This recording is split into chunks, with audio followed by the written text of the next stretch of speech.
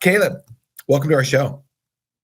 Thank you. I really appreciate your time. Yeah, you're right. Free market is always the solution. It doesn't matter whether it's healthcare. I mean, even when you look down at, for a rather obscure example of this, parks, right? Government has even ruined parks. You look at private parks. We're in Eastern Washington, so a lot of us go up to Silverwood. And we've seen what the free market has done for Silverwood. We've seen the improvements and how they're always improving, bringing in new rides and things. There's your free market solution right there. You look at what the public parks have become, and hardly anybody even wants to go there because they're filled with homeless people. They're filled with drug addicts. There's graffiti all over the place. So there you go. Free market, once again, better solution than what government provides us. But wait a minute, Caleb. What if we didn't have national parks like Yellowstone? These private individuals just get greedy and they destroy them, wouldn't they? And then nobody could enjoy Yellowstone, right? Yeah, that's always the claim, right? Is that government has to step in because otherwise, who will save us from ourselves, right? Or the greedy capitalists.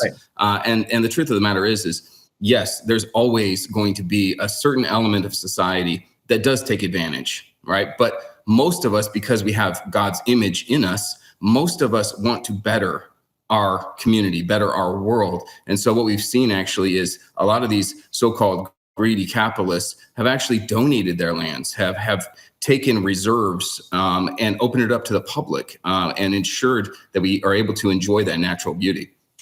Right. Well, when we talk about parks, one of the things that I always tell people is, what's the most popular park in the world?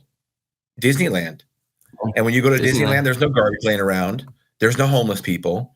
And then people argue, well, not everybody can afford to get to Disneyland. Well, that might be the case. Although stealing from me, taking my tax money, which is theft, stealing from me to decide what park everybody else can go to is not the solution. No, and also there's always corrections within the free market, right? If Disneyland raises its price to a level to where the masses can't enjoy the park, well, then they're not going to make any money. So what do? Well, they lower it to an acceptable level. And they've got people on marketing teams and whatnot. They know exactly the price that the vast majority of Americans can afford to get into their park.